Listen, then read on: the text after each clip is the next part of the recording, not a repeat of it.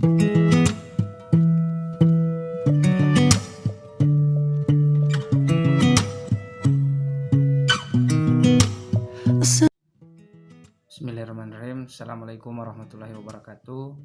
Kembali lagi dengan saya Matuh Malanggi. Kali ini saya akan membahas lagi materi manajemen perkantoran tentang komunikasi dan korespondensi. Adapun ada beberapa hal yang perlu saya bahas pada kesempatan ini. Yang pertama adalah pengertian komunikasi dan komunikasi kantor, kemudian bentuk komunikasi kantor, kemudian prinsip kantor yang efektif, kemudian pengertian korespondensi, kemudian pengetahuan dan permasalahan seputar korespondensi. Yang pertama adalah pengertian komunikasi dan komunikasi kantor. Komunikasi merupakan proses penyampaian pikiran, informasi, peraturan, atau instruksi dengan suatu cara tertentu agar penerimanya memahami pesan yang diterimanya. Kemudian, komunikasi kantor. Komunikasi kantor merupakan komunikasi yang terjadi dan berlangsung dalam kantor. Kemudian yang kedua adalah bentuk komunikasi kantor. Ada 3. Yang pertama adalah komunikasi vertikal. Artinya komunikasi vertikal dapat berupa komunikasi dan pimpinan ke pegawai. Artinya dari pimpinan terus ke pegawai. Kemudian yang kedua adalah komunikasi horizontal.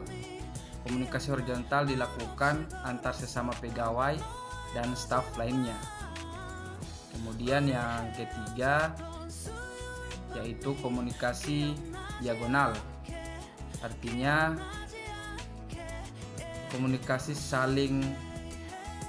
adalah komunikasi diagonal antara pimpinan seksi dengan pimpinan seksi lainnya. Kemudian yang ketiga adalah prinsip komunikasi kantor yang efektif. Komunikasi yang efektif sangatlah penting bagi organisasi karena akan menentukan tepat tidaknya komunikasi yang dilakukan. Ada 5 prinsip komunikasi kantor yang efektif. Yang pertama adalah menghargai, kemudian yang kedua adalah empati, yang ketiga memahami, kemudian yang keempat jelas, dan yang paling terakhir adalah rendah hati. Kemudian yang keempat adalah pengertian korespondensi. Korespondensi artinya surat menyurat atau komunikasi dengan surat. Tadi kita sudah membahas komunikasi dan korespondensi. Sekarang kita masuk ke pembahasan yang kedua, yaitu manajemen kearsipan. Ada beberapa hal yang akan saya bahas pada kesempatan kali ini. Yang pertama, apa itu pengertian arsip dan kearsipan, kemudian fungsi dan tujuan kearsipan, kemudian pengertian penyimpanan arsip, dan yang terakhir adalah apa saja manfaat arsip elektronik. Ya, kita awali dengan yang pertama, yaitu pengertian arsip dan kearsipan.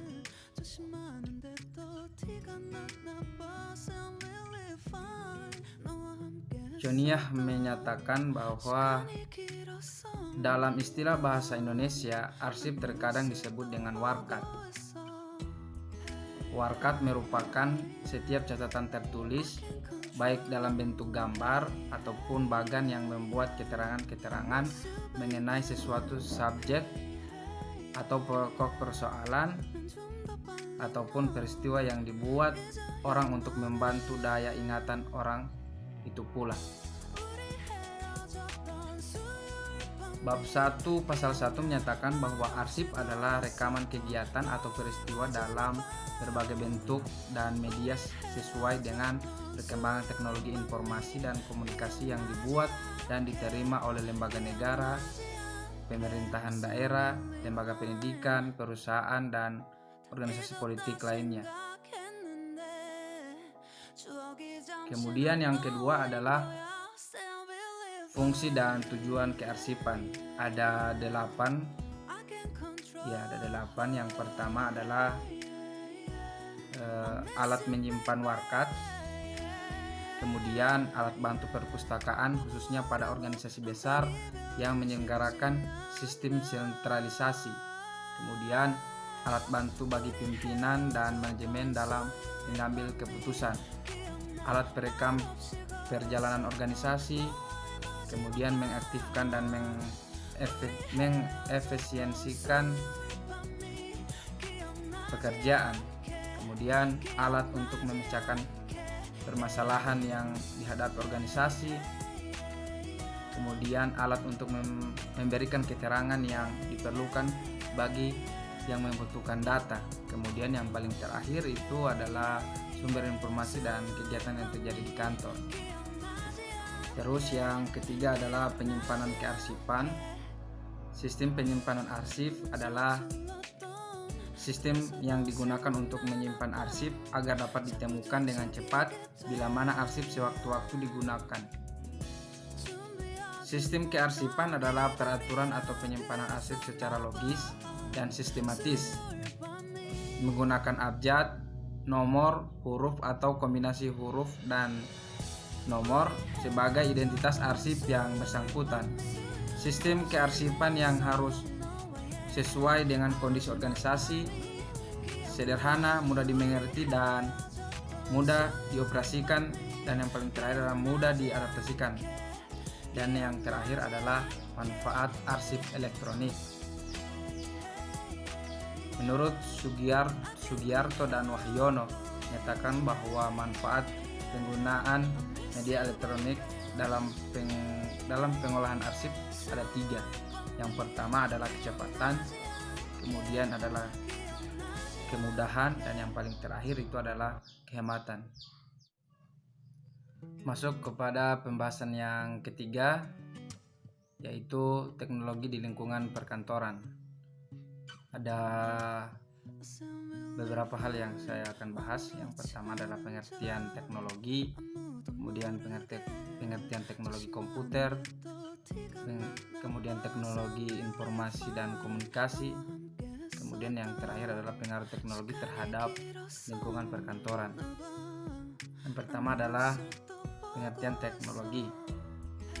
Teknologi dalam arti dapat diketahui melalui barang-barang, benda-benda, atau alat-alat yang berhasil dibuat oleh manusia untuk memudahkan aktivitasnya.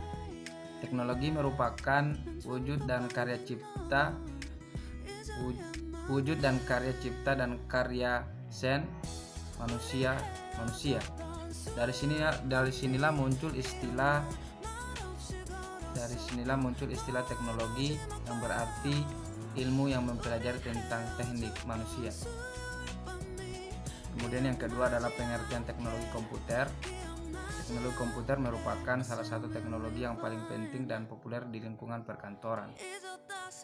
Kemudian yang ketiga adalah teknologi informasi dan komunikasi. Teknologi informasi dibagi menjadi 6 kelompok. Yang pertama adalah teknologi masukan, kemudian teknologi keluaran, kemudian teknologi perangkat lunak, kemudian teknologi penyimpanan, terus teknologi telekomunikasi, dan yang terakhir adalah mesin peniroses atau processing machine. Kemudian yang terakhir adalah pengaruh teknologi terhadap lingkungan perkantoran.